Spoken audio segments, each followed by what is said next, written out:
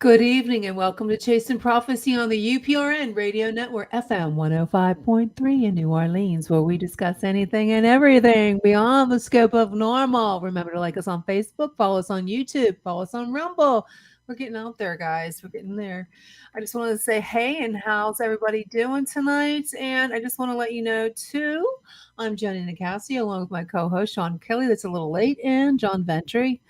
Make sure you comment if you have any questions tonight. And we're broadcasting all across the United States and beyond, many countries.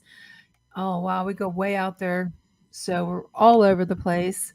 Remember to comment in the YouTube so if we can see you guys and we can comment. If you comment somewhere else, we're not going to see you.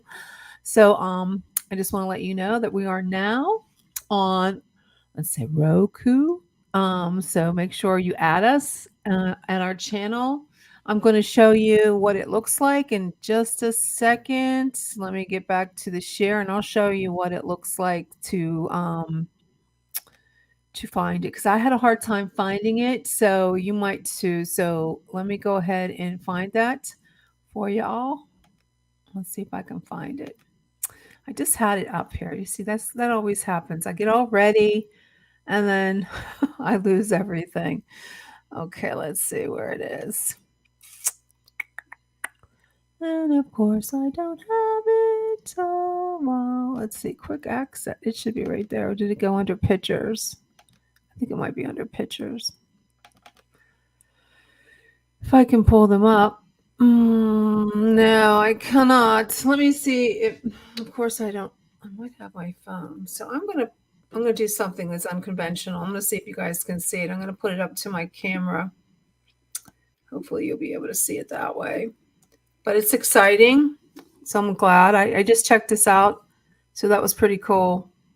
It's they just added it. So you shouldn't have no problem going to Roku. I have a problem with that word. And you'll be able to see it. John, did you have a chance to check it out? No, I didn't. You didn't? It's naughty. Okay. Did you message me that? I didn't see that. I didn't. Yeah. We had When I was in Miami. when you were in my. Isn't that a song? In Miami. I don't know. I'll show you. I have it right here. So if you guys have a chance to check it out, check it out. I just added the channel. It's really easy to do. Just go put it in the search. Or you can go to podcasts. I believe it's in podcasts. Why can't I ever? I had it right here, guys.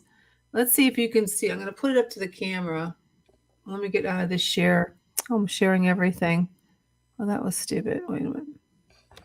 Let me get this. I'm going to hold it up to the camera. Sometimes you can see it. Tell me if you can see. That is what it looks like. Oh, right there. Hold it right there. That's what it looks like. And just search UFO Paranormal United Public. And yeah. I do believe our guest is here. So, that's exciting news. So I'm going to go ahead and introduce our guest because she's here. Her name is Elsa and the Dillon family. Elsa Dillon. Okay. She's a family of 10 experiencers living on a farm in Byron Bay Hills, Australia. Elsa's the mother of 8 children and husband Richard Dillon. Both Elsa and Richard, international fashion photographers, so that's exciting, shooting celebrities in magazines and advertising, behind the scenes professionals for over 3 decades. The Dillons are a second incarnation here on the GAIA. I'm not really sure. GAIA, Family Over Souls, all called in together again to incarnate in this realm. Now, they are experiencers, so we're going to get into that. Exactly what does she mean by experiencers, beings and messages, oversoul connections and happenings with the paranormal with over 400 beings. So I believe she communicates with 400 different beings. This is going to be exciting in many forms in multidimensional realms. That is really fascinating. And she's been sharing this for a while now. So without further ado, let me go ahead and welcome Welcome to Chasing Prophecy, Elsa. How are you in Australia? Hello, how are you both, John, Jenny? Hi. Sean is a little late, so hopefully he'll be in soon. This is fascinating. I was reading all your stuff, so I want you to give us a description of what exactly is an incarnate. And do you mean that all your children have the same experiences? It's uh, it's so funny because we've been coming out for a year about all this information, and every time I hear it introduced, I go, "Whoa, it does sound like it's a lot, right? It's a lot to take in." And you just go, "How is that all possible?"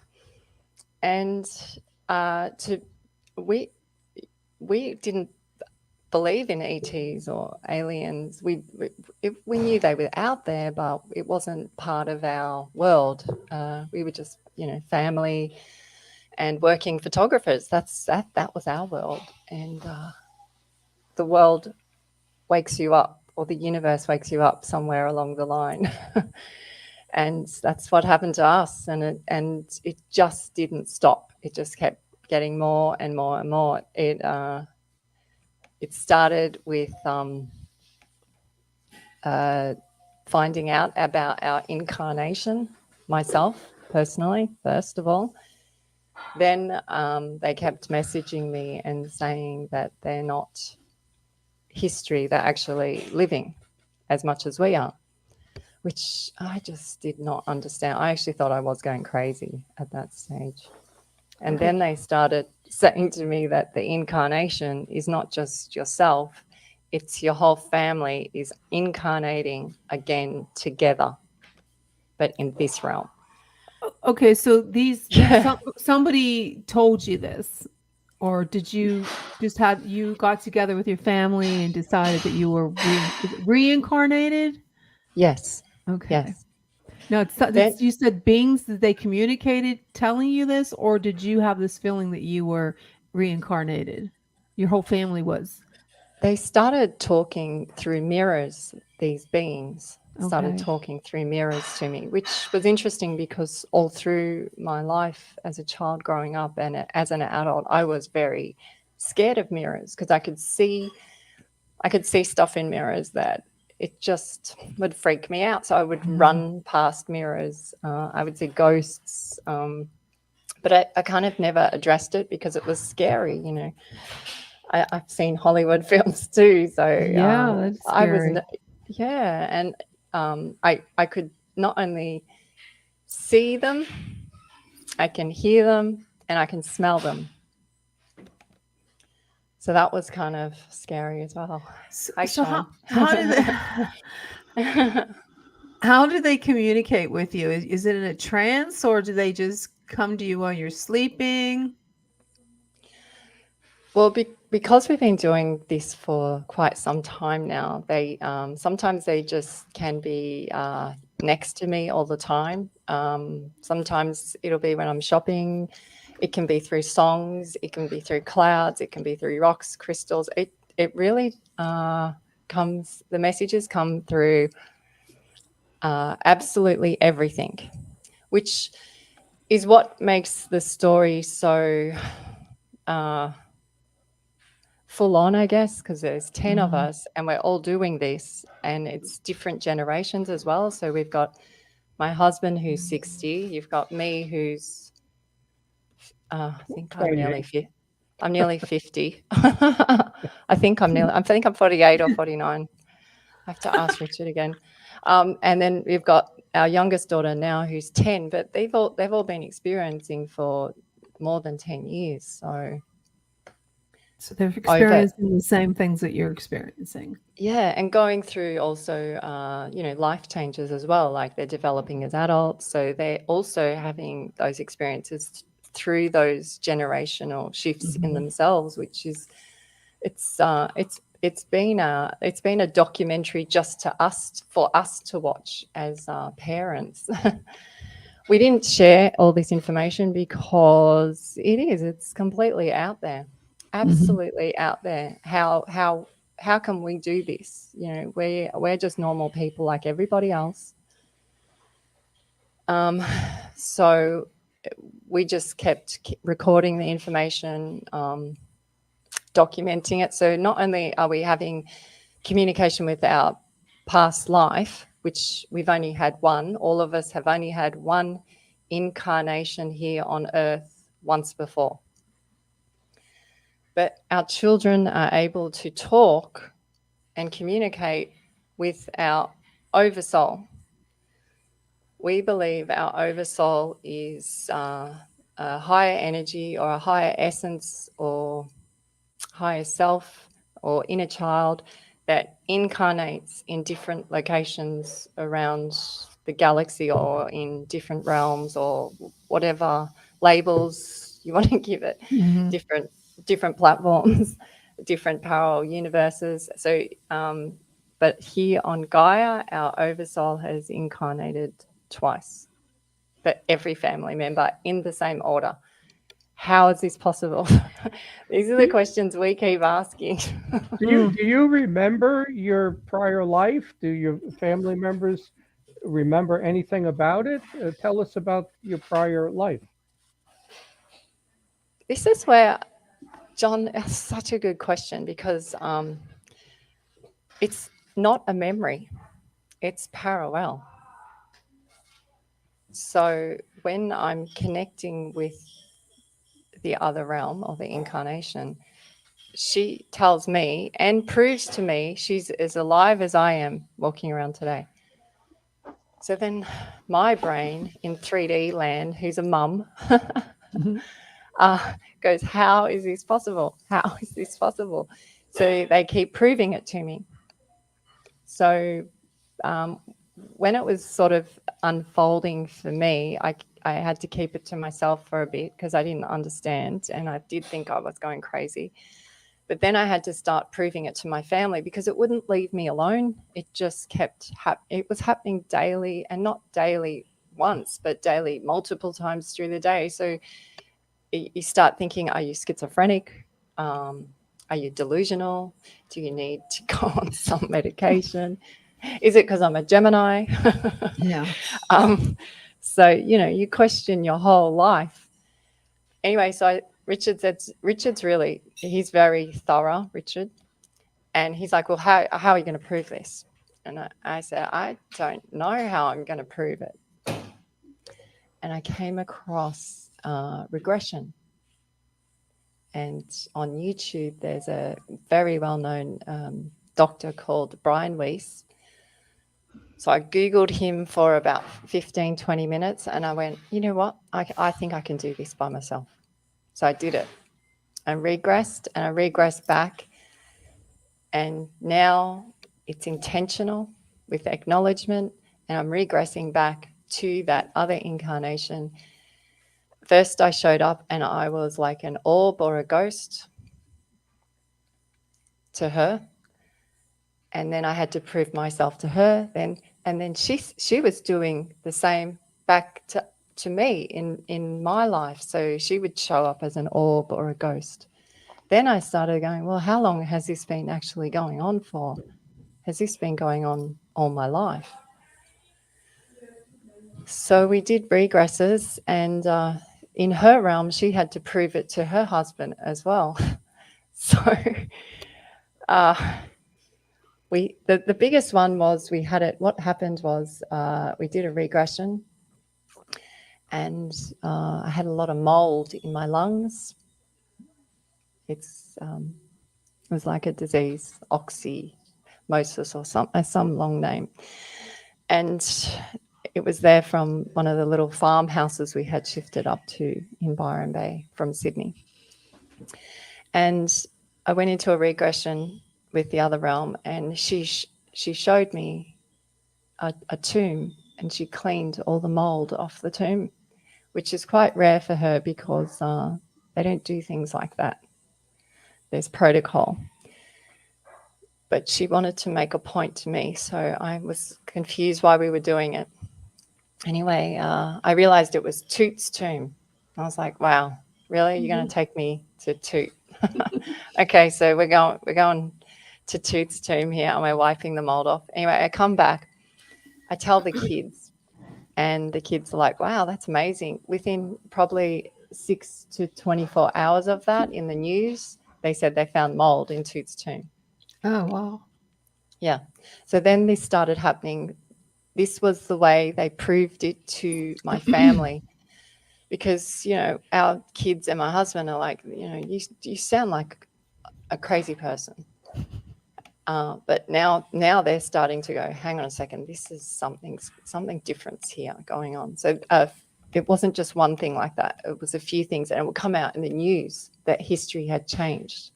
How does history change?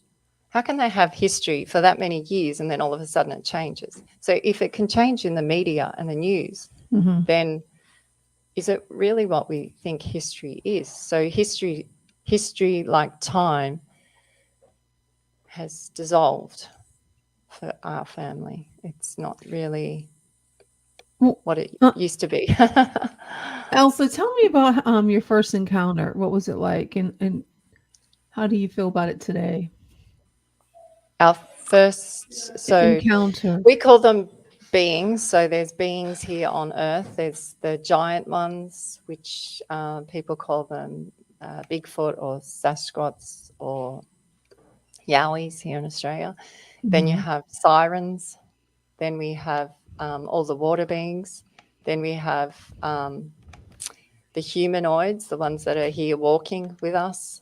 Then we have the outer worlders. And then we have ghosts and lost souls. And then the Fey world. So when we speak with beings, we always say, which one do you want us to pull in? The kids sort of speak differently to each one. Oh, really? They speak to them. Yeah, they. What kind of language do they have? Well, each child seems to have their oversoul has some type of essence, which I believe not just our family, but everybody has, is a flavor. Like you have an essence. Everyone has their own essence when they come to Gaia or to Earth or to whatever realm they're on. And we class that essence as a gift. So each family member has a trait or a gift or a personality. And so we have Gemma, who is our first daughter. She is like a warrior, a great warrior. So she has warrior type behavior. She also connects with warrior type energies. Then we have Jack. Jack is the first son. Then we have Gigi. Gigi's the one that is the eldest that draws all the beings. She's up to like 350 now. And she goes into her art studio and she holds space for 2 or 3 beings at a time and draws them. And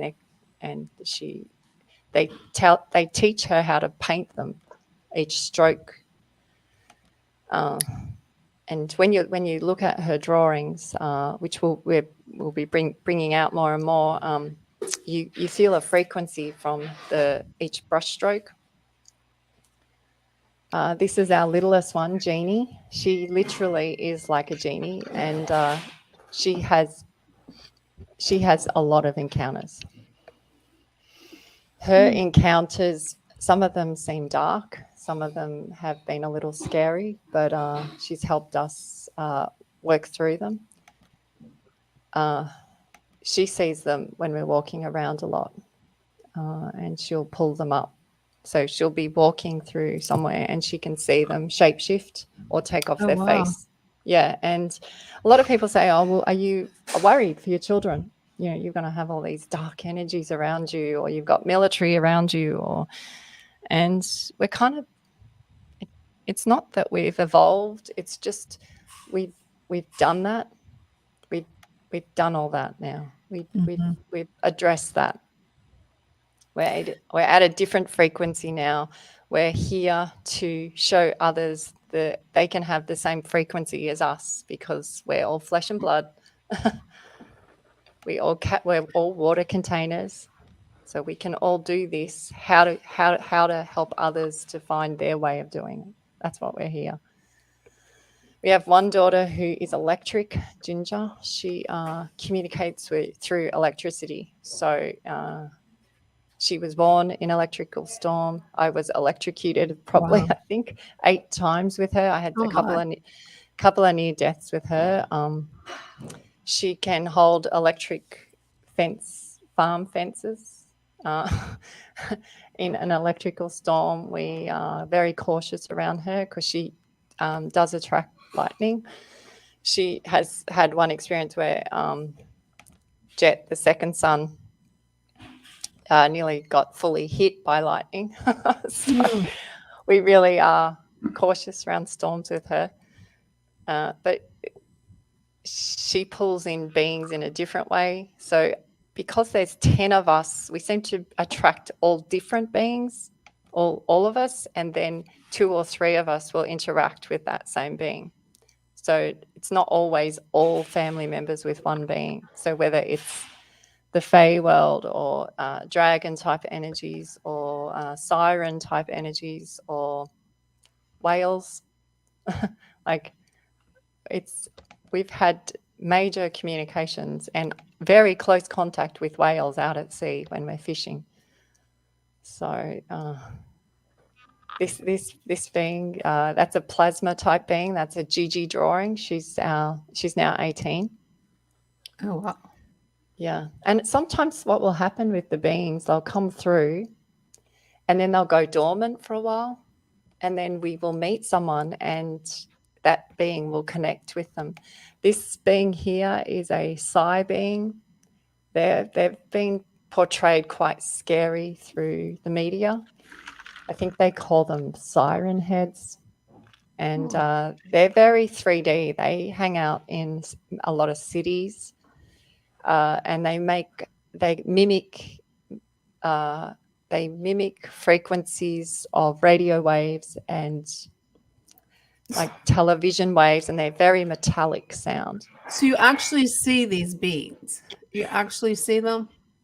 Some of us will see them, some of us don't. Some of them just feel them, some of them hear them. It just depends on. And that is what they see in their head. Gigi, sorry, all our kids are G's and J's, so so I've had 3D experience. Then so there's all different levels of experience of frequency. There's not just one straight up answer, which in 3D land, everyone might go, oh, well, when are they going to appear? Well, it's not like that. They appear in multiple different versions. It's not just one way. They can appear in water. They can appear in electricity. They can appear in grass. They can appear in smoke. They can appear in trees. Like, it's not just one way. I know humans would like it to be one way and really simple, but it isn't. It's complex. It's like saying you have African Americans and then you have Africans and Asians and white people, and then you're saying, oh, they're all the same. There's so many different personalities and dialects and languages and religions and beliefs in all of us, and it's the same for them as well. So when people speak of giant ones or Sasquatch or Bigfoots, there's many versions of them. There's not just one version. There's many different versions of them. It just depends on where you are, the lands you're on, and your frequency at that time. Are they in a different dimension related to Earth? I thought they were. And then again, like I said, they're all different versions. So they're all on different frequencies. So a water one won't show up the same as a star one. A star one they're completely different frequencies. So it's not the same. They're different. A humanoid one that we will see has a different frequency to when we're connecting with whale energy. So it's just different. But in our human minds, we just want to tick a box and go, oh, we can put it in that box or we can put it in that box. But you can't do that with them. And I think that's probably the reason we have been coming out this year, is to show others that it is complex. It's not one answer, and it's not that answer. It's multiple answers. And as your frequency evolves as you get older, as you shift to different locations or you evolve differently, you'll pull in different frequencies as well. If you change your diet, you'll pull in different frequencies. Everything affects everything. So, and What is this picture of, Elsa? this one was a mark that they gave me, and the kids were getting messages that mark me, and they thought they were saying mock me. So for 2 weeks, the kids thought, are they mocking us? Like, because they had to look up, they didn't know what the word mock means, so they had to look it up. And they were like, oh, that's off like one of those old movies. They're mocking us. And then the mark came on my back, the pyramid mark, which we measured, and it was 5 centimeters each way. And then 2 weeks later. Why did they do that? Why would they mark you? They wanted to set me up. They were setting me up. It was a water being called Etrus, who Gigi had drawn and communicated with. And they were setting me up 2 weeks after that triangle mark. I got kicked in the back by our yearling horse, which I've never really been kicked before because I'm pretty horse savvy. So, and it broke my back. Oh my. Yeah. So then I had the triangle mark, and then I had the C, which is delta constant. And they took me through a seriously huge spiritual journey through that healing process. They sent me beings to heal me. I mean, there's no way I would be walking around today not with. It's probably coming up to nearly two years. I can feel the pieces of bones in my back still moving around. They've taught me how to heal bone damage. They've taught me how to walk again. Are you sharing that information with other people to help them? Yes, we are. It's the healing process is interesting again because it's about learning how to manipulate your own mind, colonize your atoms, and cleanse yourself internally and turn off programs. And the more you can turn these programs off, which is time and history, the more faster the healing process can come in. And I'm walking proof. So are our kids. Our kids have gone through serious injuries as well, and they've done it to themselves as well. In sort of, we're talking really short time, like we're talking major breaks being healed within 10 days. Like it's pretty impressive stuff. I think that is. Yeah. So what else are you doing with it now? I'm trying to get a grasp on this whole incarnated, that all your kids, were you reincarnated the same time? Were you with them as a family and you were brought to this dimension or this time, or how far does it go back? How many years have you been traveling? I guess I'm not really sure the right terminology to use.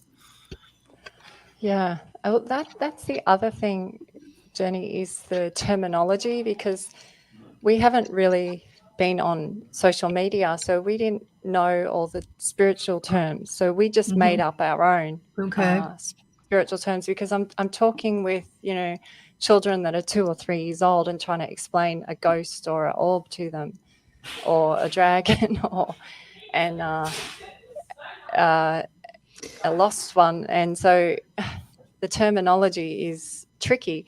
The way we describe it is that it's another parallel universe, or another a system, or another, we call it, and to the little kids we would say it's another movie running at the same time. So it's like you have a movie running in this room and a movie running in that room, and some people have, you know, lots of rooms with lots of movies running, and you hear of many people who believe they have incarnated many times here on Earth. So they would have lots of rooms, but I believe they are all running simultaneously. I don't believe in the history part, because the media have proven to us that it changes, which then brings me to the butterfly effect, which has been a big part of the proof disclosure to our family, is that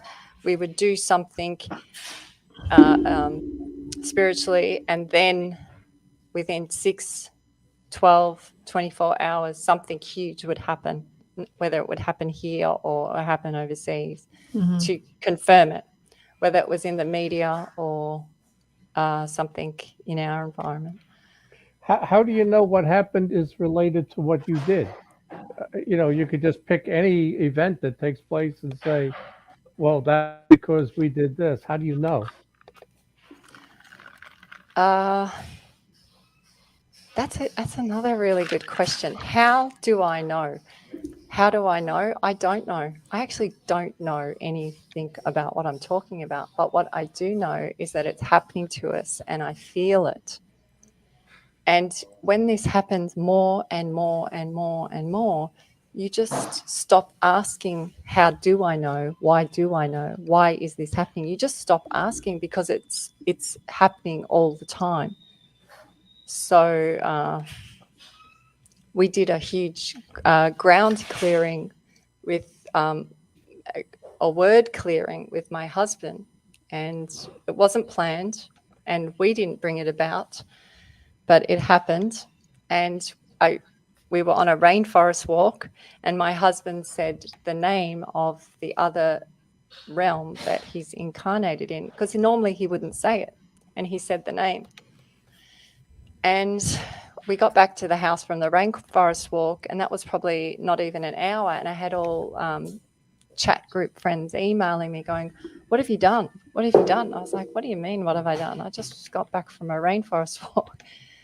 And they said, you've done something. And I said, what have we done? And they said, there's a Hurricane Elsa happening in the US right now. You have done something. And I said, I didn't do anything. And that's what if you research the butterfly effect, not the Hollywood movie version, but if you do research the butterfly effect on a few different platforms, you'll find that it does happen not just to us, it happens to similar circumstances happen to other people. So they'll have a sandstorm happen, or something that is directly connected with what you've just done. But again, how do I know? I don't know. That's one of the other things that we teach But others. are they telling you that hurricane was the effect, or you're just assuming that, well, you did something and there's a hurricane now? Because something is going to be going on somewhere, you know, and you could just say, well, we caused that. But who's telling you that that's the actual connection? No one's telling. It's just a butterfly effect, and the best way to understand the butterfly effect is to what they say, something small here affects something big there. Did I cause a hurricane? Of course I didn't cause a hurricane, but it's the cosmos or the universe's way of showing you. So it becomes like a dovetailing, a synchronicity. And you hear people talk about, I see numbers all the time, I see this. Well, how do you know you're just not tapping into that? Well, that's what this is all about. It's about tapping into it. It's about having this flow, this connection to not just one thing, but to everything. When you were in the other dimension prior, were you the mother and your husband the father, or did you have different roles where one of the children was actually the parent and you were the kid? Or is it the same setup as you have right now? Exactly the same setup. Well, how does Yeah. the butterfly effect? How does it change? What did you do in the rainforest that you think changed, or your friend thinks you changed the weather here? What were you just going for a walk, or what? Well, we didn't. The butterfly effect isn't about we caused anything. It's Mhm. not like that. It's not. It's just the universe's way of saying what you've done was huge. We're showing you something huge over here. What you've done is huge spiritually. And if you look at a few other people, you'll with the butterfly effect, and examples of the butterfly effect, you'll understand they're not causing hurricanes or sandstorms. Or I mean, the other day we had a rainbow effect. So we were doing clearings on energy lines of power lines, Mhm. and there were 5 power poles, and the birds were communicating me through where they wanted me to do clearings and groundings on these power lines. And I was like, okay. So I kept walking from pole to pole. Is it this one? No, keep moving me along. Anyway, it ended up being these 5 power poles. I said, okay, I'll come out and do it later. I just want to go and say hello to the kids. This happened just a few weeks ago, by the way. I went inside and I had a cup of tea and talked to the kids. And then the kids screamed out, Mom, come out here. You have to look at this. And I come outside and a rainbow is touching the first power pole line and the 5th power pole line, like an arch going right over. How is that possible? That's an example of the butterfly effect. Did I make the rainbow? No. Have I even done the clearing? No. It was just the acknowledgement and the attention and the observation of the observer creates this. I don't know all the science of it, and I don't even pretend to know the science of it, John, but it happens. It just happens. Some amazing stuff. Amazing. Are Yeah. there any other connections to you from the prior life? Like, is there anybody else that's connected to you besides your immediate family? Or what did you do in the prior life? Did you have a career? Were you living in a different location, country? Um, we were living, my father's Egyptian, and he was born in Egypt, Alexandria, which is my middle name. And that's where we're connected to. But Richard was born in Ireland, Dublin. Mhm. And apparently this other realm also lived there, which I only just found out March last year. And we I found have a, it. Oh, sorry. Yeah. I have a question for you. Yes. Okay. Um, when your kids were growing up, they went to a regular school, correct? Or were they homeschooled? 4 of them, the first 4, went to normal schooling, yes. Okay. At the time when they were going to a normal school, were they approached by, um, like, from the principal or something like that? Like different things that they would say or see or hear? Did they ever mention their gifts when they were in the real school? Yes. Yeah. Okay. Yeah. All right.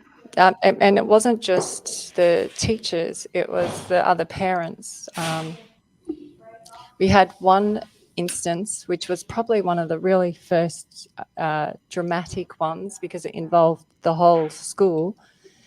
Our eldest daughter, Gemma, they had to draw, it was a school spring fair, fete, they called them here in Australia.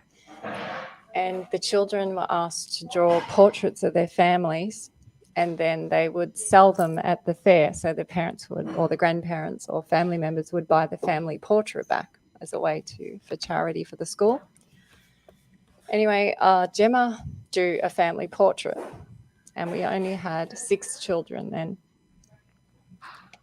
And I'll send you the portrait because it's pretty out there. She drew the family members, 6 of us. And then as we turned up to the spring fair, we had multiple parents coming up to us saying, you have to come and see this drawing that Gemma did. And I said, yes. Well, we've got 6 kids here. They're old babies, so we've got to keep them together. We'll work our way over to that stall. They said, no, you have to go there now. And we had parents literally dragging us there. And I was like, okay. So they drag us over to this stall, and we look up at the portrait that Gemma had drawn. And she drew 6 of us, and then she drew 2 aliens on a cloud or a disc.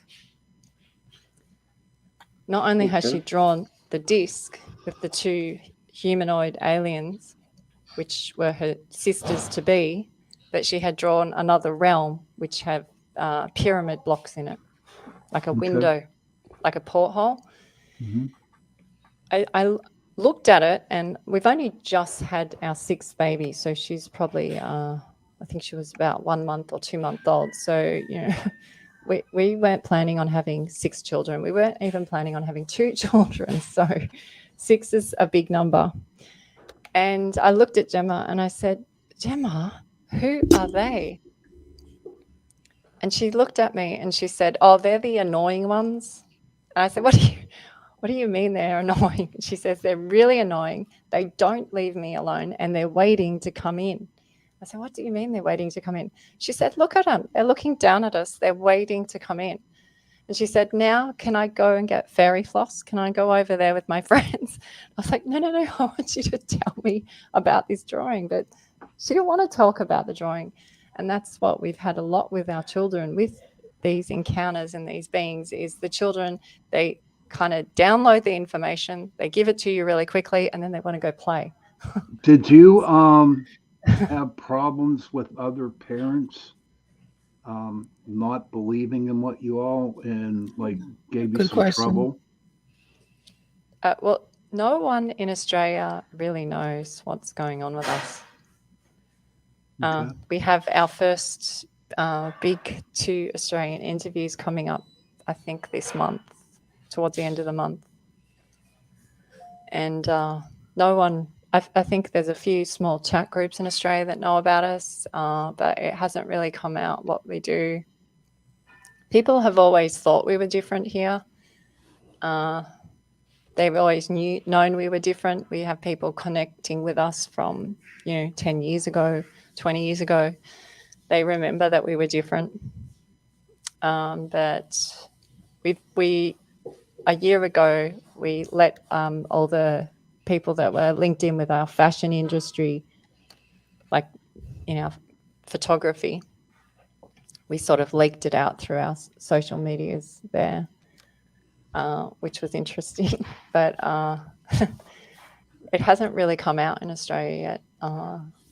The kids, when you meet the kids there, they see people's inner truth. They speak openly and kindly, and they're very frank as well. They're very honest. If they see a ghost around them, or they see a past one, or a lost soul around them, or sometimes they'll see that person's pain body, they will say it. They'll speak up and say it because they're like us. They like helping people. It feels nice helping people. Now, do a lot of people, when they say these to people, do a lot of people run away from that, or do they accept what they're saying and go for the help?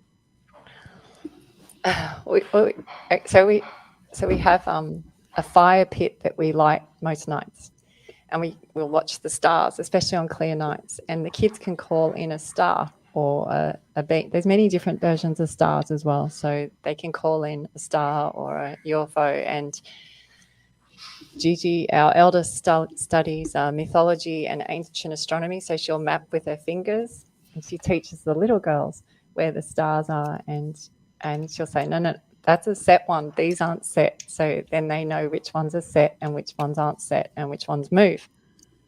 And we'll have friends over who don't really know all this about us, but they'll be with us, and then you'll start to see the star do things like you've seen on films where they come flashing forward at you and then expand, or they do zigzags, or they'll do a dance, and they seem to like playing up for the kids because of the kids' excitement. And you get this excited feeling because we're not in a fear state. Fear's not part of it for us anymore. We're not in fear. We're open to it, and they'll see it moving. And we will ask that friend, Sean, who is with us, did you see that? And they'll say yes. And we'll say, well, what do you think that was? And they'll say, I don't know what that was. And we'll say, well, you know it's not a plane. You know planes don't move like that. Not the planes that we know about anyway. So which type of plane is it? And the kids will question them, and the kids will play with them a little bit to try and open them up and see where they go with it. We've had a few people around us open up, but it is a lot to take on board. And we've been taking it on board for a long time. So asking someone who has only met us or been in our presence for an hour or two, we understand that we do really rattle people. And we're not here to rattle people in a bad way. We're just here to rattle you to see other possibilities. What is the spin beans? And you have on your website that they gave you a message for 2023. So spin, a lot of the things we have that play out for our family have multiple meanings as well. So it's not multiple frequencies, but it also has multiple meanings. And spin beings is, we believe that everybody is their own star, their own orbit, and they spin. And sometimes you spin with other stars, and sometimes you come into orbits with other stars for a long time, and sometimes you just bounce in together and bounce off, and sometimes you even collide and get stuck with other stars.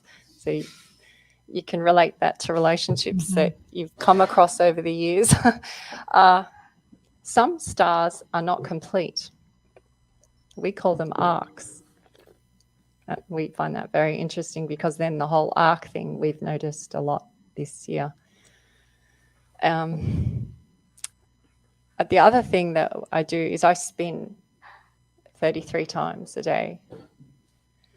And I use it for grounding. I also use it to help me connect with Earth and not be seasick when I'm out on the boat. What do you mean you spin? Explain. So I stand on the ground and turn around 33 times. And I hear other people say, well, we want to spin, but when we spin, we fall over or we get dizzy or we hurt ourselves. And some people spin with their hand on a piece of paper. Some people spin with a pendulum. Some people use a crystal. Some people use like a wand or a pen and just spin like this. Some people just do it in their head. Some people don't even spin. They just use other things to help ground them. So they'll just lie on the ground or stand in water. Some people like to jump. A lot of people dance, stomping. You'll see ancient tribes. So it's just a technique to help you connect back to the magnetics of Earth. Because How did you come up with 33? Why not 29? 33, I listened to many, many years ago a lady her name's Barbara, and she would connect with Palladians, and she said 33. And as soon as I heard it, I resonated with it straight away. Barbara Lamb? No, not Barbara Lamb. Yeah. I mean, I think she's prior to Barbara Lamb, actually. Okay. All right. Yeah. She's gone a bit dormant now. That we don't watch a lot of things, but sometimes I'll tune in to someone's frequency. Like I heard Jenny's voice. So as soon as I heard Jenny's voice, I felt an electric buzz. And yeah, so it's funny when you hear people's voices, I go, oh, and that's how I know, oh, there's a connection there. whether the connection was just for that 1 second that I heard it, or whether it goes any further, that's always really, that's Interesting. part of the unfolding, the interesting part. Yeah, Very interesting. have gone around in circles. I hope Are you worried at all how your neighbors or people in your community is going to react when you have these interviews in Australia of what you're going to be telling them? Are you worried how they're going to react in any negative way if they react in a negative way? Oh, that's a really good question. So, staying out of social media for all these years was, I was told to protect the children.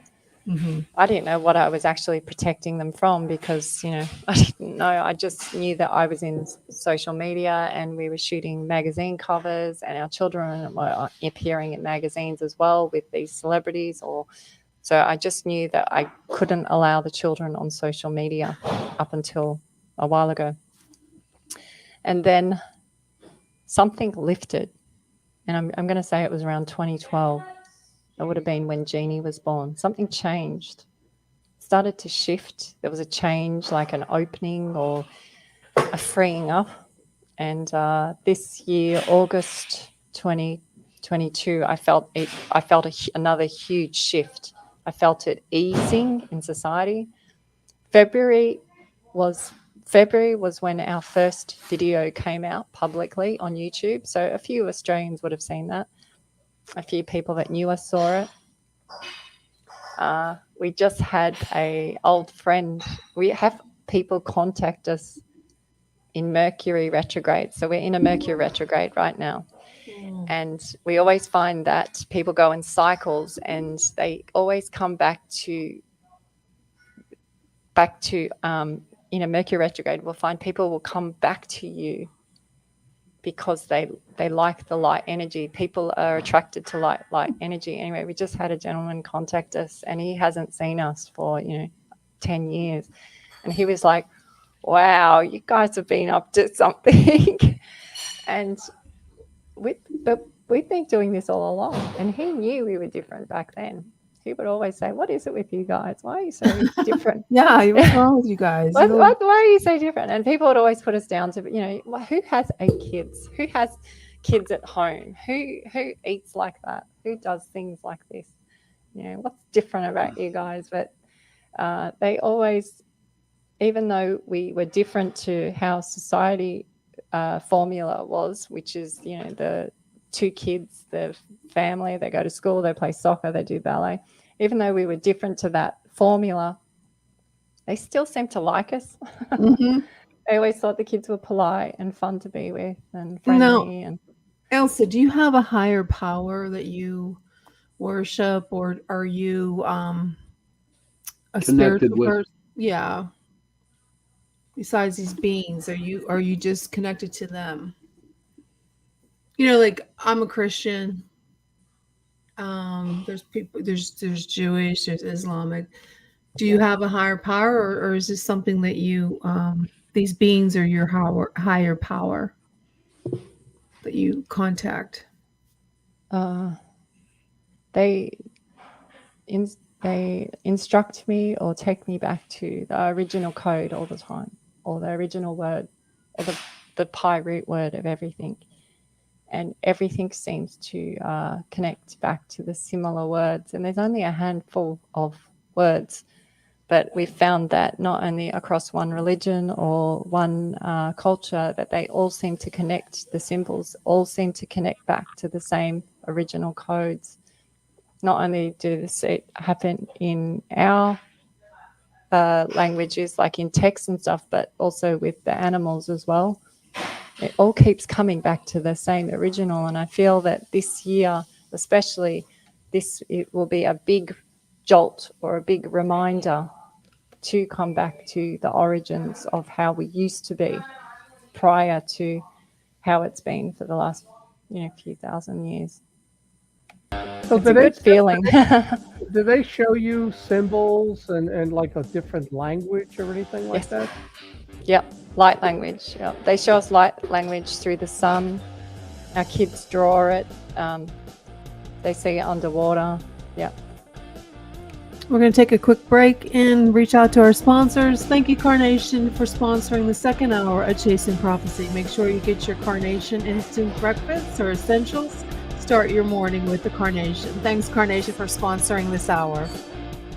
I would say to you to look up something called Enochian and see if those symbols match up to anything they're showing you, because Enoch supposedly went up to heaven and he recorded their language.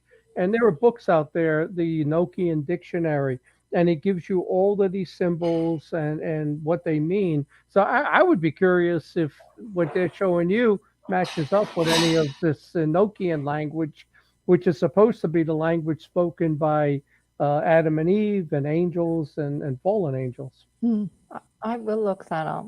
Yeah.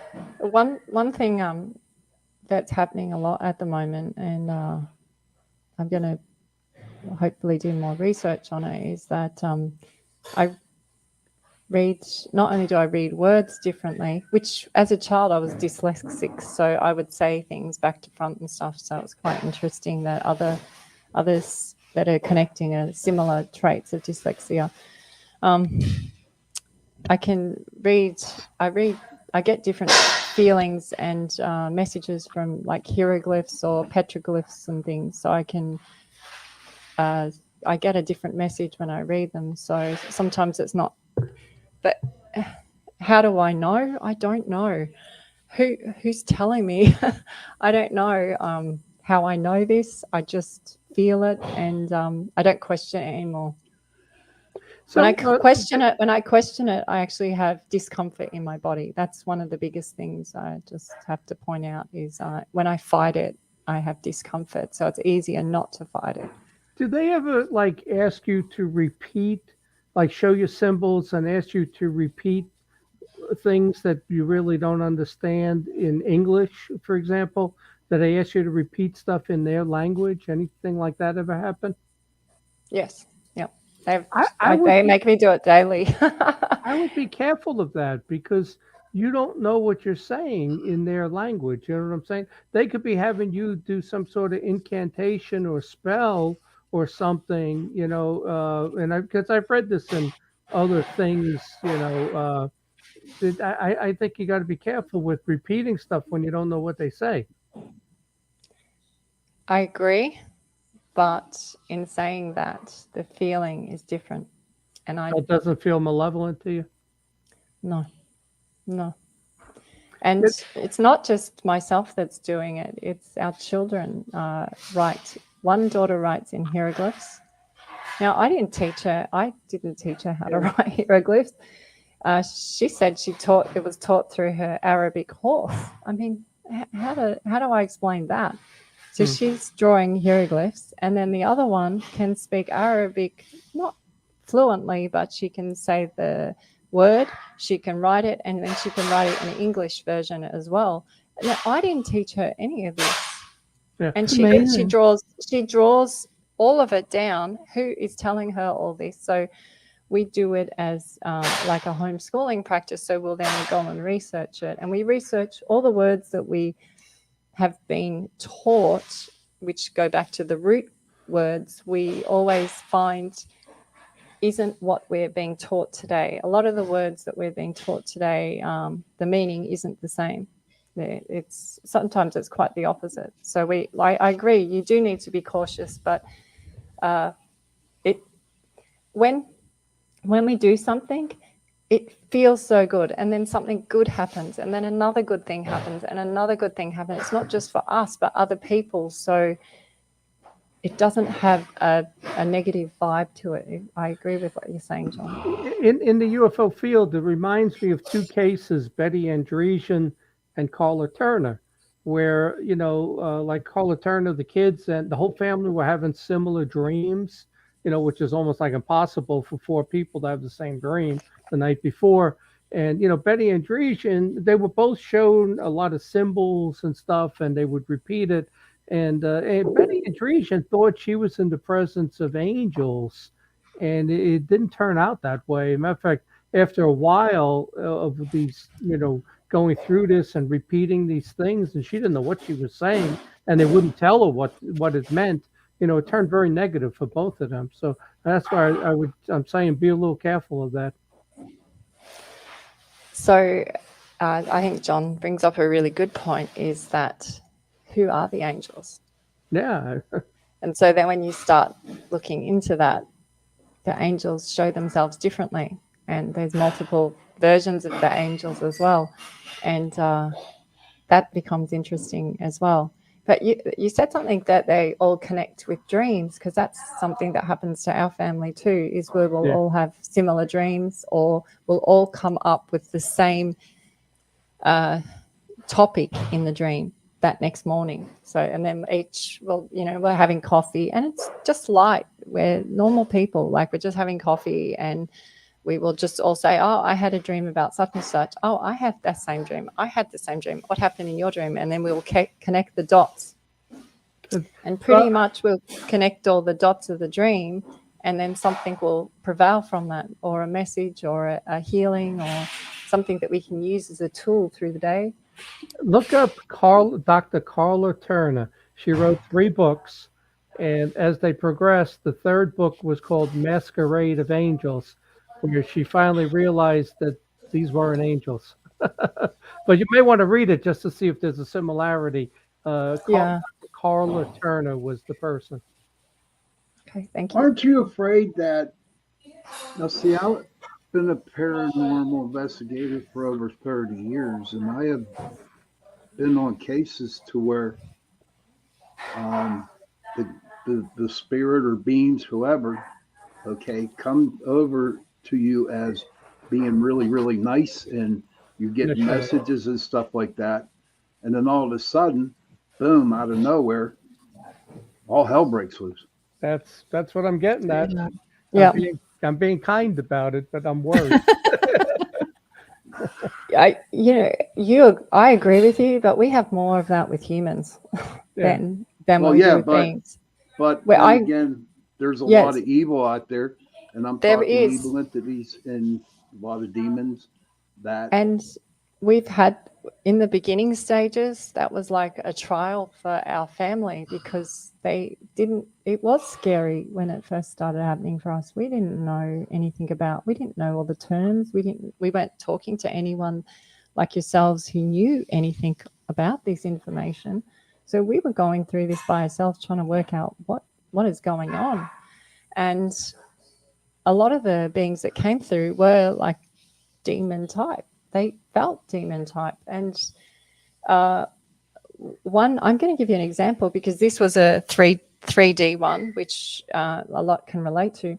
The kids kept saying there's this like dragon being scaring us when we go out to the chook pen at night to close the chicken pen up or put the saddles away. And I said, well, what does he look like? And they said, he's big and he sits on the power lines and looks down at us, and he annoys us. He's really annoying and scares us, and he makes us feel scared.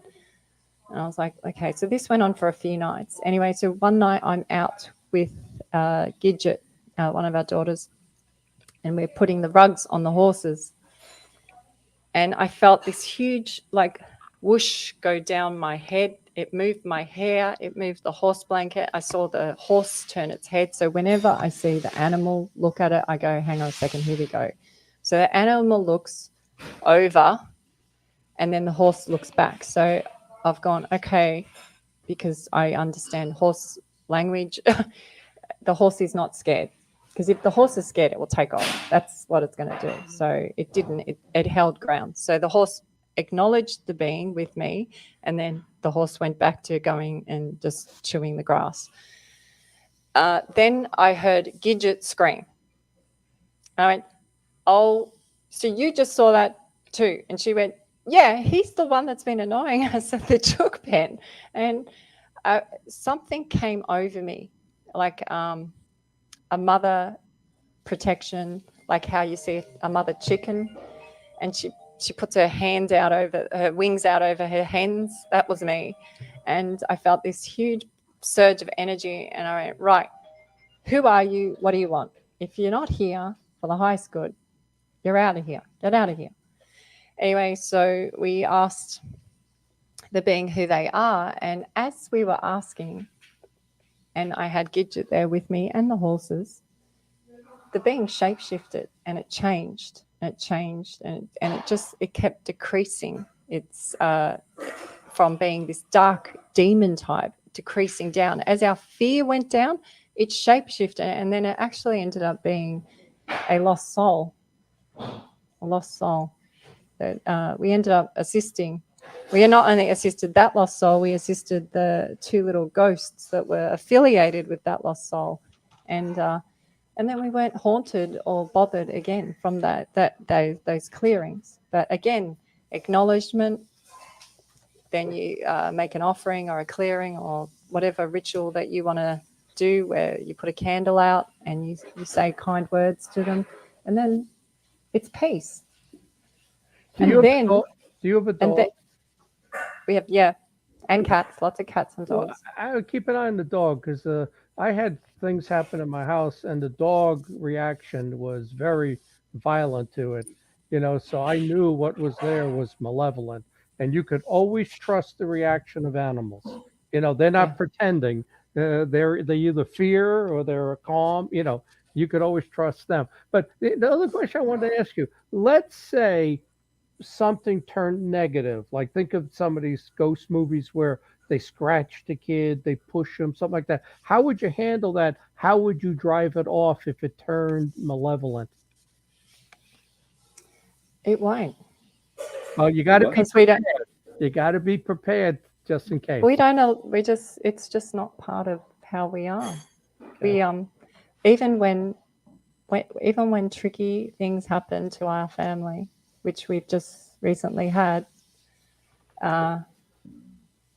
we seem to be able to turn it around, and that's what I believe we're showing others, is that you can attract that energy, John. I believe that if you tap into that energy will come to you. But everything has two swings to it. Everything has two sides to it. It's the balance of the universe. It's the balance, seems to be the balance of everything. There's always two sides. So if you choose that side and you are interested in that side, well, creation's going to give you what you're interested in.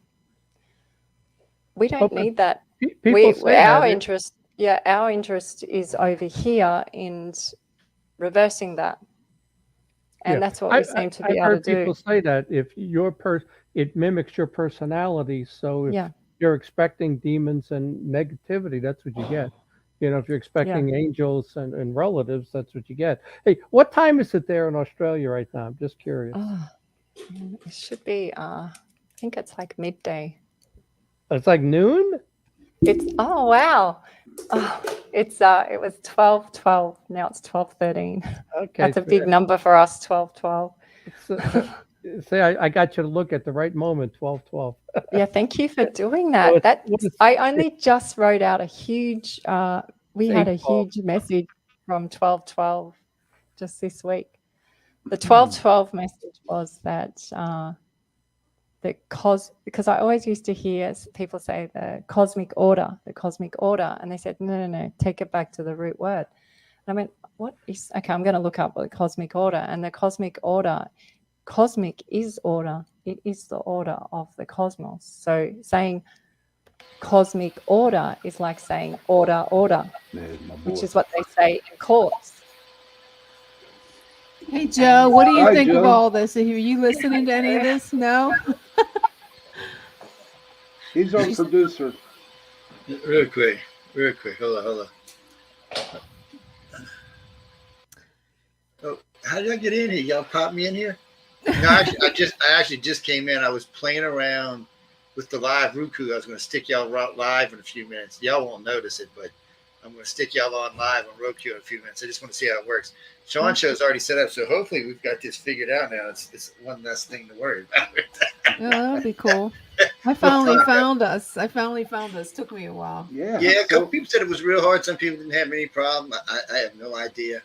I'm going to be on Roku tonight. Hopefully, yeah. We're going to find out soon enough. Anyway, I'm gonna get out of here. I didn't mean to interrupt. I was just sneaking in here right quick. It's okay. It's okay. So yeah, everything's That so was it. interesting. That's not a real person. That was a spirit. Yeah, that was a ghost. That was a ghost. Yeah. Yeah. Pop in. Pop in. I'm Yeah. just really concerned from what I have experienced and what I have seen in my last 30 years, something bad happening to your family. That's my fear for you. That's what not scares me, but I'm kind of concerned about it.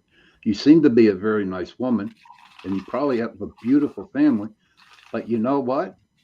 You can get burnt. And I just hope that everything is okay for you, but just be prepared, like John said, please. Well, I'm feeling your words, Sean and John, and the feeling that I get from the frequency of your words is that you care. I do. And that there is where the frequency is, where we all actually do care. Each person has that in them.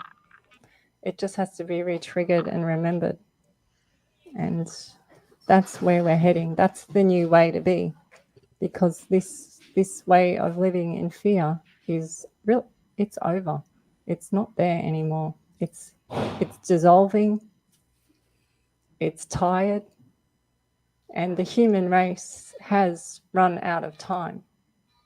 And the human race is just the only human race is when the sperm comes into the egg, and it's called spermatosa. And the spermatosa, when you look at it, looks like an alien coming to a planet. And that is the only human race. The human race program is over. And it's a time program that's over. And it doesn't mean that humans are over. It just means that program is tired and it's over. I don't know how it is in Australia, but I can tell you in the U.S. that fear factor has been on the increase the last 6-7 years or so, and it's to me it's worse and worse and worse and worse, to the point that I think there's going to be a major, very negative change in this country that's coming, and you know we're fighting it. I fight it politically and stuff, but it seems like the deck is stacked and there's something else behind it that's pushing it, but it's not pushing this country in the right direction. It's pushing it in the wrong direction. And I've talked to a lot of people who feel that, and maybe it feels different in Australia and your country, but here it's getting worse. It's absolutely getting worse. So, John, we always ask this question with people: how many do you feel have awakened up, and how many know what's actually going on? If you had to give a percent in the region where you live, what would they be? Percent-wise, geez, I don't think it'd be more than 10 or 12% of people. When I have like a split personality. There's the paranormal me where people are more conscious, and then there's the political me where I ran for governor. I'm going to run for commissioner next month. Those people are not awake at all. And this stuff hurts me when I campaign politically, but I don't care, but those people are as dense as can be. Well, you said the biggest words for me then. You said, I don't care. And that, John, I just go, wow, there's the John that I love. It's the I don't care. You're actually putting information out there because it's unconditional.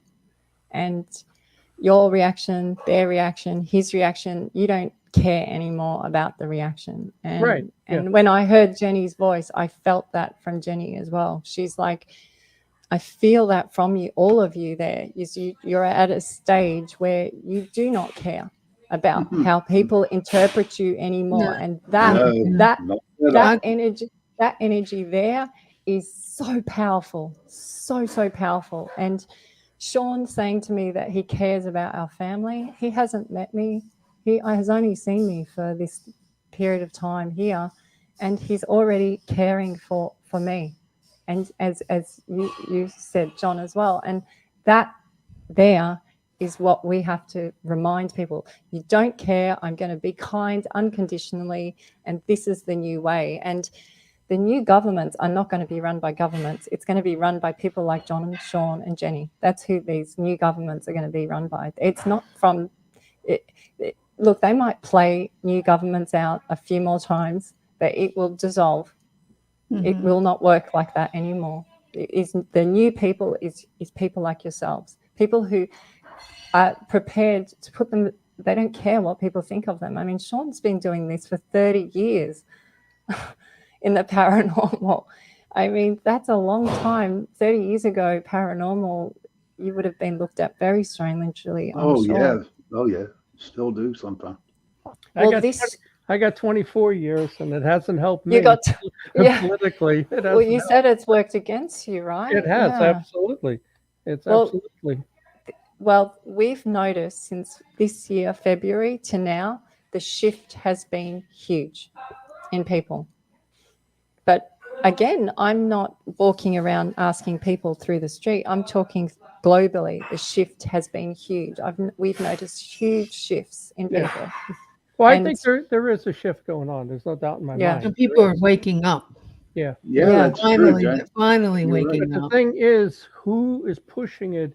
And, my first book I ever wrote was on end time prophecy. So, I'm very tuned into, the end times, Revelation, the Antichrist, that type of stuff. Are we moving in the right direction, or is this fulfilling those type of prophecies?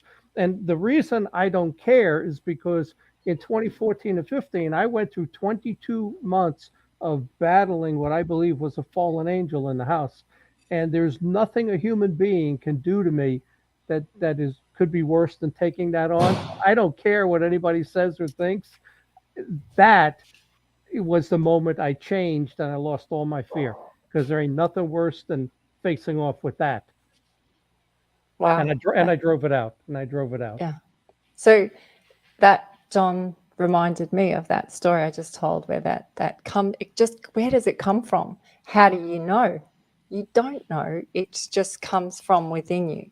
Mm-hmm. And I said one thing I described this year as not a prophecy, but messages that I had, is that you have the cross, which is religion, which Jenny brought up religion previously. So my father's family side are Greek Orthodox. My mum's Christian. We went to a Christian school. I learned Latin, but we're not baptized or anything. So we were just blanks, I guess, my sister and I.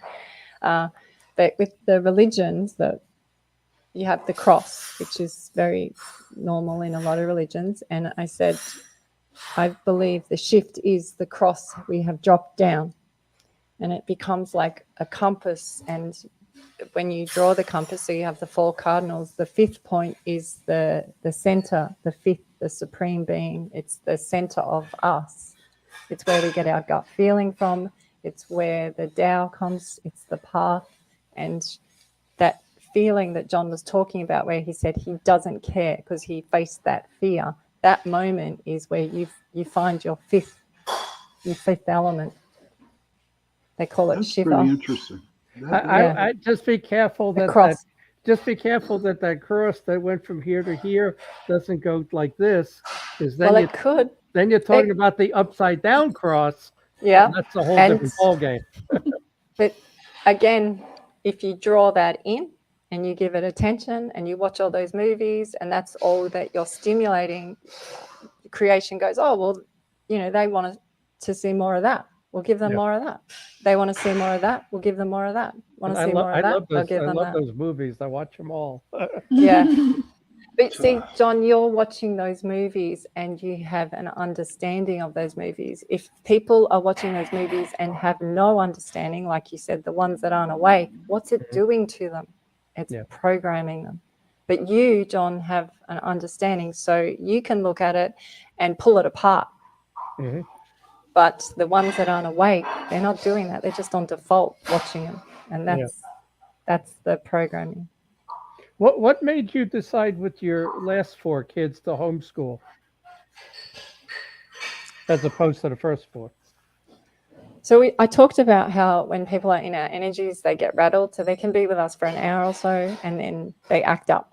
And they don't act up in a meaningful way. They just act up in default because we are buzzy like this, and we rattle them, and then they show their true colors because they can't keep up their story, and we see their inner self or their true self. And it's like you see those matrix things where they start falling apart, and they fall apart. You see them rattle, you see their eye quiver, they'll start stuttering, start saying words.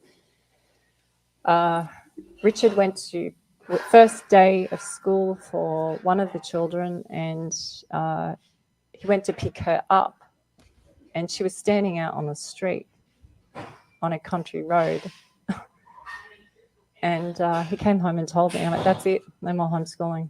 And the teachers rang and they apologized, and they said they were sorry, and they were really busy, and they had a problem child. And I said, that's fine, I accept your apology, but the school system's failing. Yeah, no kid should be outside the school. They should be inside waiting, to Well, put this is like them out on the street. young. I mean, this is like 4 or 5 first day of school. So we just went. Good. We met a few principals as well, and the principal. What happened in Australia, and I'm not sure if this happened in America, but they changed a lot of because our kids have been going to school for a long time. We saw shifts in the school system in their programming and what they would do. Oh, and yeah. It was huge, right, Sean? So this is happening there too. Okay, so they started telling our kids what clouds look like, and we're like, that's not a cloud. We're photographers. That's not a cloud. That's not a cloud. That's a cloud. They're man-made. That's not a cloud. That's not a cloud.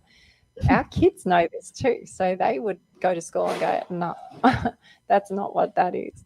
Then they started saying that the only sources of information that the children could use in their projects had to be government sourced and approved. Otherwise, they would lose 20% of the mark on their projects. And a lot of the projects that our children would do were hands-on, or they would know a geologist, or they would know, so they would go direct to the source. Well, they kept losing all these marks. So they would lose 20%. And we had a lot of the teachers from the schools call us and say, look, your children's projects are outstanding. They really are. We would like to keep them on display at school, but because of the system of the school, we cannot give them full marks. We have to actually give them 20% off their marks. That's ridiculous. And they said, are you still okay with us showing? Are you still okay with us showing the children's projects? And we were like, of course. We understand what you guys have to work with. We know what you have to work with. And, to this day, the kids will see their teachers out on fishing boats or out surfing or out at the supermarket, and they'll come up to our kids and say, I remember your project about the ice cores, or I remember your project about the pyramids, or I remember your project about the stars. Like it's very nice. So it was highly creative, but didn't fit their paradigm. Well, it didn't tick that's the other thing, is we never ticked the right boxes. They were like, they're in that box that we put in the corner and cover with stuff because we don't want to deal with them. So. Well, it was great having you on the show tonight. Yes, Elsa. Where Thanks can for we? having me. Is there anything else you want to tell us before we cut you off here? It was my first interview with 3 people. Oh, Thank you. Thank it's you. difficult, huh? And just think, Elsa, you're going Roku right now. So Yeah, you're going to be on Roku. yeah, Roku. Yeah. Roku. Roku. ROKU. ROKU. I'm gonna hit Jenny up for all the places that you're on, because they're all new to me. So a lot of them I have to go and do a lot of research and work out how to get on those platforms. Yeah, definitely. Well, it was great Thank you having for you on being this on. show.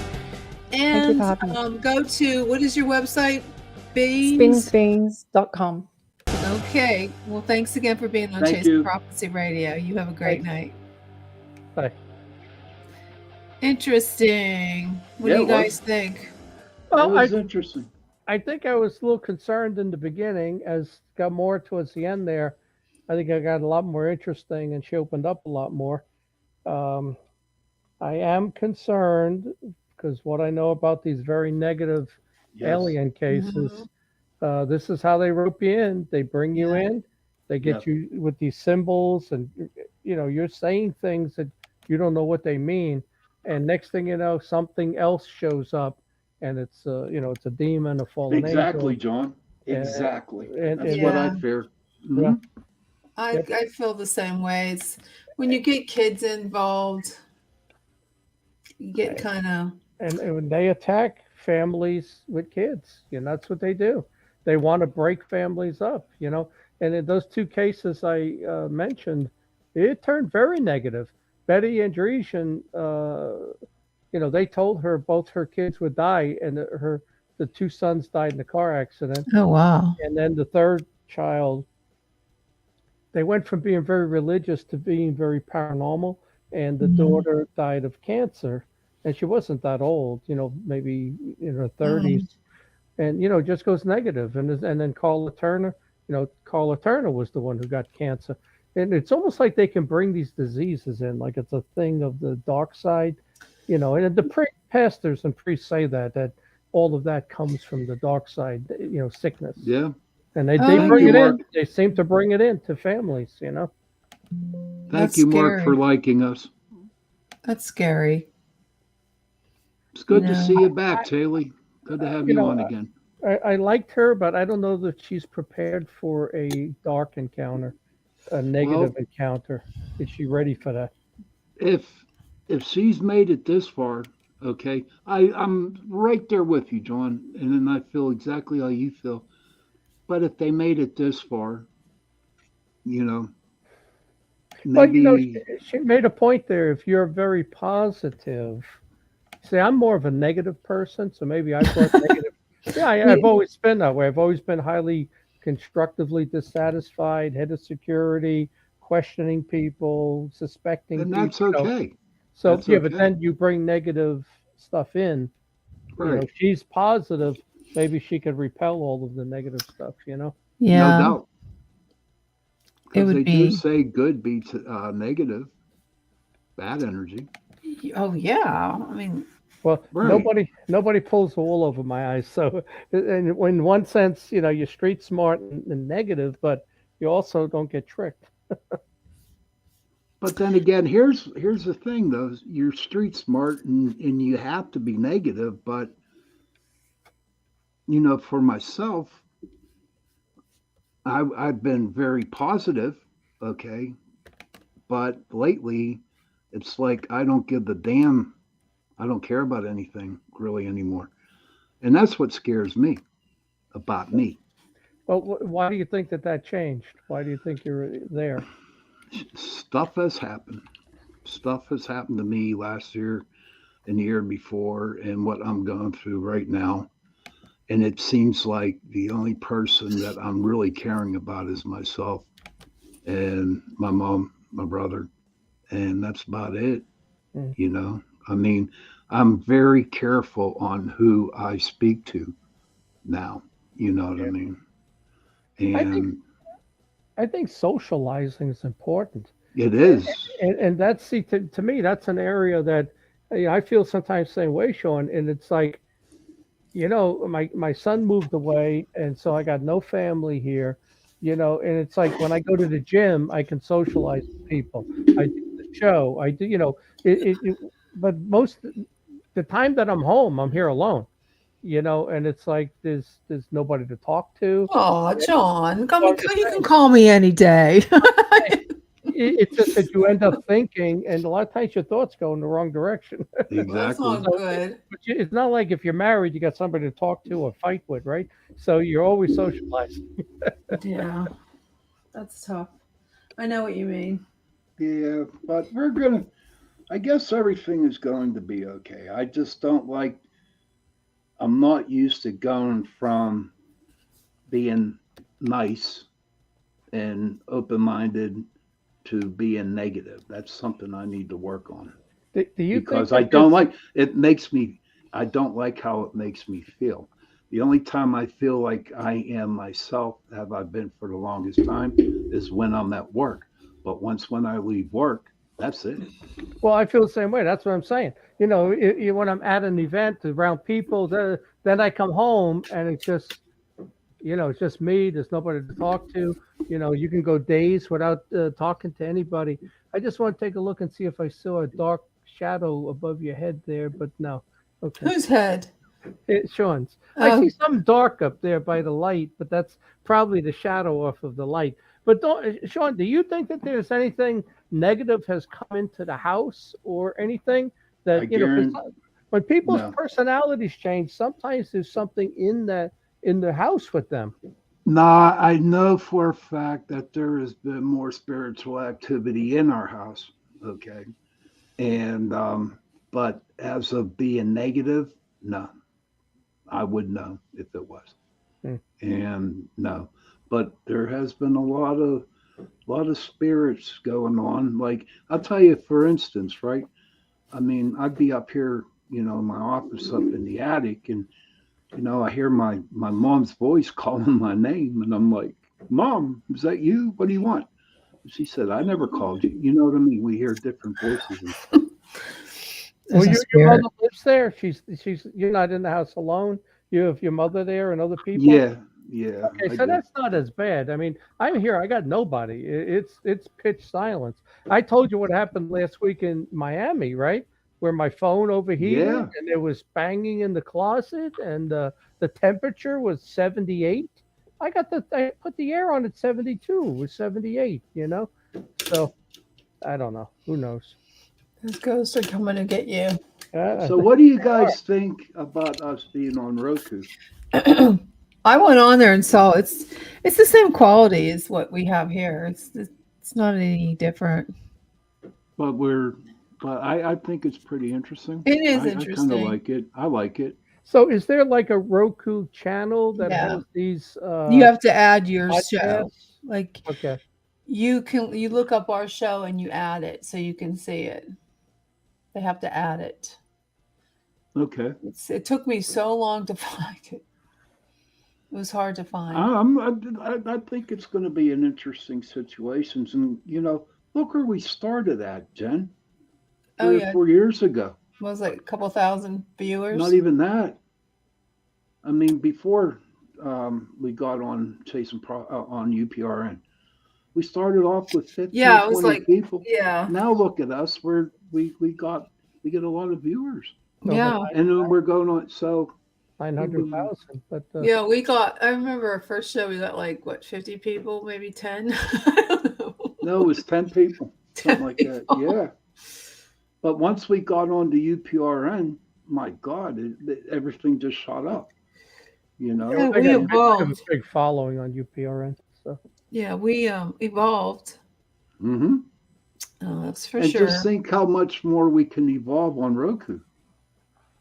well, Roku's pretty big. I mean, I have Roku on 3 of my TVs. Two are just still the expanded cable. I have the cable, but then the other 3 I have the Roku, stick, and I can get on the Roku channel. And Yeah, other. it's just that finding guests who aren't just talking about the same stuff, Yeah. and it's hard to find.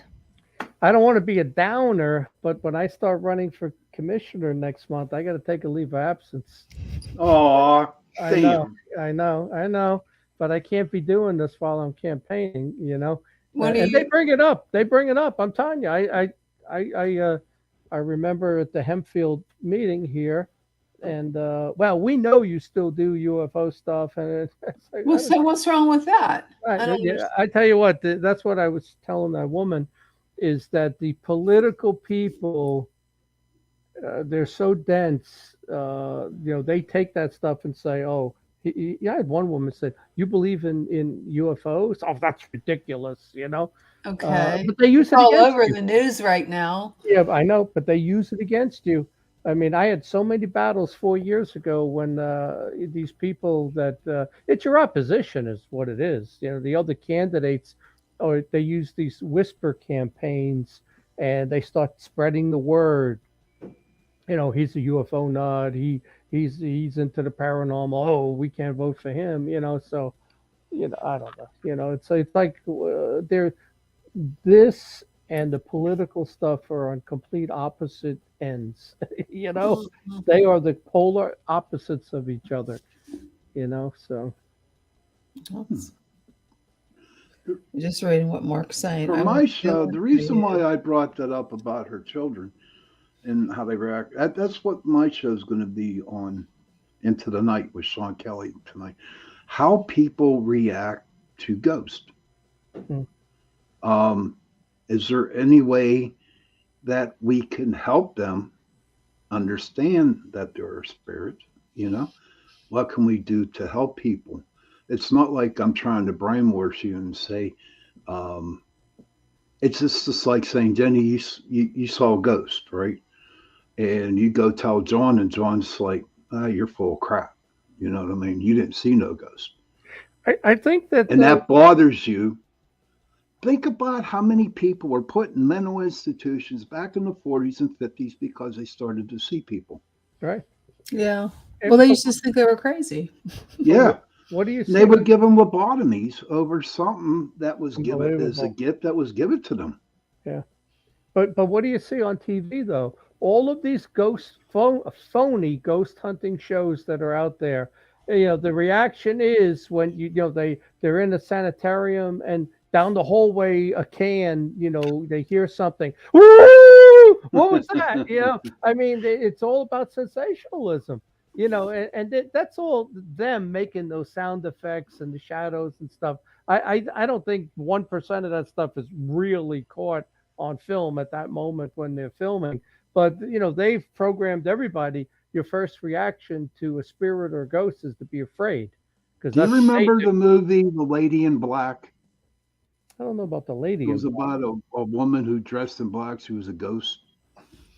The very next day when that came out into the theaters, I got 23 emails, people telling me that they seen the black lady in the dress, Yeah. the in the dark dress. So what does that mean, though? Does that mean that if enough people focus on something, they can bring it in, and there's the lady in black?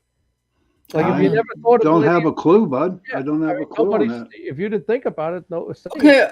they When thought she about was when she was talking about the butterfly effect, I know it's explained to me how that works because I'm it. No, I trying to don't know. I I don't don't know know how the that butter. Well, that's why I asked her twice and we didn't get an answer. I said, "How do you know that because you did this, there's a hurricane over there, or you did this like what and there was a ship, a plane went off course? How do you know that was for you? I could say we're talking on this show right now, and then I check the news and there's something happens in Pittsburgh, and I could say, see, butterfly effect, because we did this show, there was a holdup in a gas station. How do I know that that's it? Well, and Yeah. her answer was she didn't know. She just has a feeling and energy. But yeah, the butterfly effect thing, I don't think there's any plausibility to I that. really don't understand it anyway. I Yeah. didn't understand it either.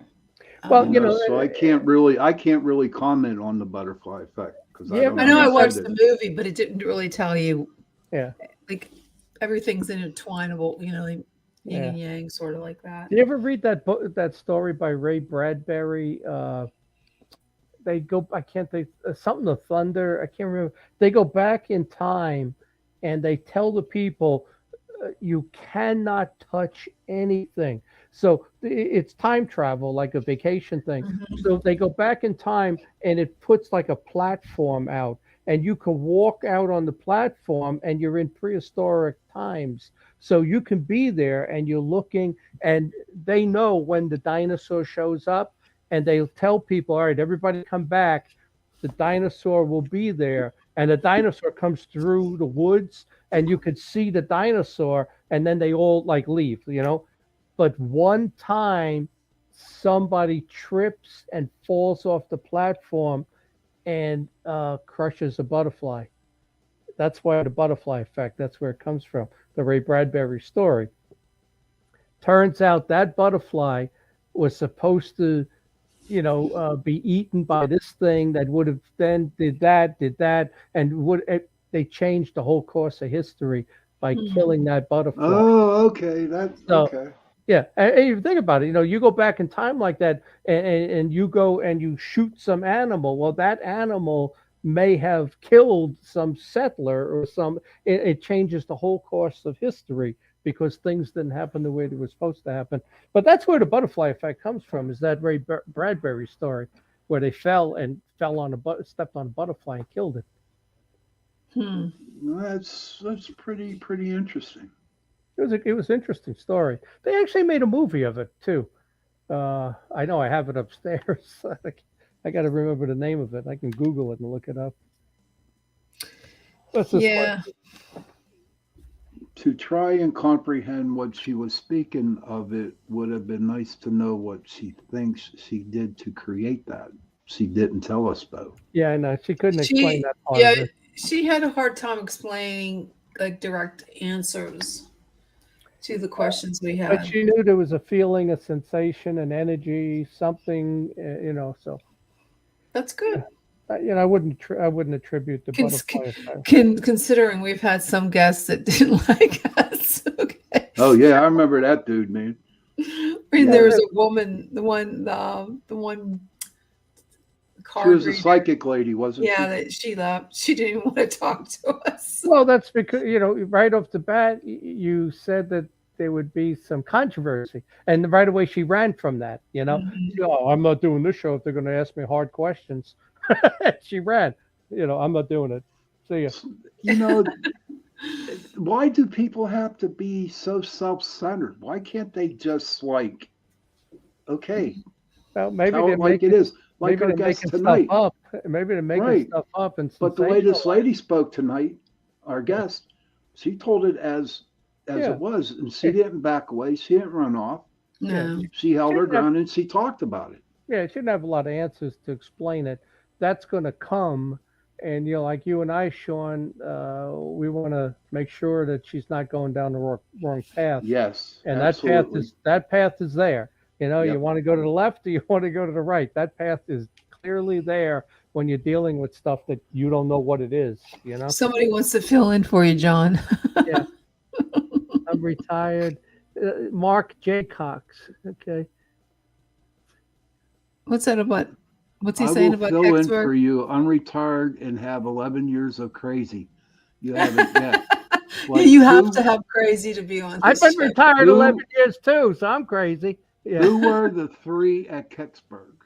Who were the three people as witnesses? Is that what he means? Who were the I three don't at know. Kecksburg? There's a lot more to that Kecksburg story, though. Uh, we were actually found other witnesses than the ones that Stan Gordon brought forward and said this was what they saw and this is what happened. And there were other people and a lot of descriptions that contradicted the Stan Gordon version of Kecksburg. Yeah, I just got an email from him about Kecksburg. I have to Stan see. Gordon? I think it was it Kecksburg or was it maybe it was let me see. He said some interesting sightings. Oh, 2020 very active. It was a very active Yeah, year I saw for that email. I got it. UFOs and UAPs. Yeah, I where didn't did read the it. craft come from, John, in Kecksburg? Well, my version, and I did a very thorough analysis of it with an engineer from Punxsutawney, and we concluded very much that it was a GE Mark II reentry vehicle, a spy satellite that we were launching out of Johnson Island in the South Pacific, and it would take pictures over Russia. It replaced the U-2 spy plane once they caught the guy, Gary Powers. We launched satellites. It would take a picture, and then on the next rotation around Earth, it would eject the camera system, and the satellite would fall into the ocean. And everything about it matched up with Kecksburg. It was a day and a half prior on the 7th. there was one that was launched that immediately went offline. So I think that one, it went offline, and I think it ended up, going around. It was about 38 hours, whatever, and I think it came down in Kecksburg, and it had a copper alloy heat shield that would glow green. People saw four lights. It had four jets to navigate when it's in the upper atmosphere. Everything about it had an atomic reactor. So when it crashed in Kecksburg, people saw four NASA guys in white suits carrying a box, and then they saw blue arcing in the woods. Well, they went out there, cut the atomic generator out, put it in the lead box, and carried it away. I mean, we were able to explain every aspect of Kecksburg, and I believe it was a spy satellite. Is what it was. There you go, John. The UFO fans didn't like me. They stopped buying my books after I said that. Well, that was stupid. Hi, Jeff. You missed half the show. The show's almost over, and you come in now. It's Yeah, okay. Jeff. Bad. Why can't I get this? Trying to get him on. Hitler paints. Mark, you landed it with two cloned and diapered Hitlers with printed on pupils. And I stole from Hitler. As I am Dwight D's 007, the first human to seven senses because I have Telsa Master Implant. Yeah. Okay. You got it, Mark. Thanks, Jeff. You like my hat? Little rose there for you. Yeah, I have some interesting news. You're pregnant. Oh, jeez, that would be a miracle. She's getting married. I start my own show. I'm having my own show. Oh, really? Cool. Yeah, it's going to be on Wednesdays at 1:00 in the afternoon. It's going to be a daytime lifestyle show. It's going to be called In the Now. No, that's wrong. In the Know with a capital N, like in the know. Whatever. Okay. Yeah, so I'm excited. What's that?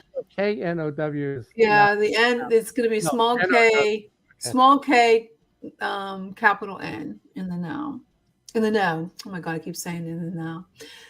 So I haven't decided yet what day we're going to start because it's hard to get everything promo banners together. But it's going to be on everything. So I'm going to get a little political, maybe not. I'll maybe have you on the show, John. Maybe when you do the political stuff, have me on. I did a political show about 6 weeks ago. It's funny. The guy was like me. He did UFO stuff and political stuff. So I did the UFO show with him 2 hours and 43 minutes, right? So then he goes, let's have you back on to do the political show, after the UFO show. So we did the political one, and I was like so aggressive. He wouldn't air it. He would not post the show because, I pointed the finger at the weak Republicans and the rhinos and the swamp and who's who. And I think I scared the crap out of him. He was afraid like they would take his show down or something. But everything I said was the truth. And he would not air the show. No. Well, I don't know about that, but I'm just going to talk about, have cool topics that we can't talk on here, stuff.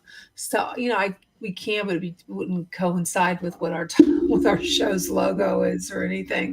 Something different that I'm interested, get some writers, artists on, get some cool topics, sort of like, things that we normally talk about, like maybe taboo stuff that's maybe it's But just... you know what? With us being on Roku, we can talk about anything we want. Yeah, that's what I mean. Like I want to talk about, there's so much stuff going on that's coming out now. Like people are waking up. How is it going to affect you? The vaccine. I know that's a big, why can't we talk about the vaccine on YouTube? It's beyond me because they talk about it on the news all the time. Like why I just saw on the news that they're letting the guys come back from the Pentagon that were, they had to leave because of their vaccine mandate, and they're finally they're giving them back pay and everything, which is... Well, you know how many people left? It was a huge number of people that left the military because of the vaccine mandate, And you know what's interesting is it was mostly your conservative right people that left, you know, and so I think they realized they needed those people Well, back. I mean, I know a lot. I know a lot of conservatives that didn't get the vaccine. Yeah, I don't didn't think either. I didn't I get mean, it. I don't think it has anything to do with that. I just think that we were lied to. Well, And no, they wouldn't take the vaccine, so they had to leave the military yeah, because they they wouldn't wouldn't take do the it. vaccine. Yeah, they wouldn't do it. Yeah. Yeah. Good But you know, night, Jeff. the things you see in this country, though, are moving towards limiting free speech. You know, trying to shoot holes in the Constitution. That's why I told that woman, we're moving in this country in the wrong direction. Oh You know, yeah. the things that we grew up believing, and you could go and say anything you want, and you know, you might not agree with what I say, but I'll defend your right to say it. You know, and then I think we're so getting I think we're getting that back now since things have changed. Maybe because of Elon Musk and his Twitter, well, that was the things are biggest thing. changing. Yeah. Elon Musk should be the Time Man of the Year when he bought Twitter and exposed them for what they were doing. But then what happened behind the scenes? The powers to be, his stock dropped 50% in Yeah. value. He said he's going to make somebody else the CEO. They got to him. They got to him. So if they could get to the richest man in the world or the second richest, what are you going to do? Yeah. I don't know. I think things, especially Biden's and Trump, they're putting him under the bus too. His But own that's party. his own party. That's Yeah, his own people party is doing putting it. him under the bus, which is pretty bizarre. He'll be out pretty soon. Yeah, they want But the somebody thing else. is, if he's out, then we have Carmela. So it's just That's you know, worse. I don't know it's if it's worse. worse, but it's worse. I don't know. I don't know. My lips are sealed. Yeah. We'll do this on Jen's show. Yeah, I can't. That'll be interesting. Yeah. Well, we're coming down to the witching hour. Yeah. Thank you, everybody, for your involvement in the chat. And Make Shaylee, sure it's good to see you. Make sure you share our live too with people who haven't watched it, so they can watch it later on, because it's an interesting topic. Although I don't know if I believe everything that Elsa said. Yeah. It's up to you. You be the judge of it. you know? Contact her a year from now and see if anything went negative. Definitely. Yeah. Well, thank you again for watching Chasing Prophecy on the UPR Radio Network, FM 105.3. See us on Roku too, guys. And make sure you add the channel. Good night. See ya. Bye-bye.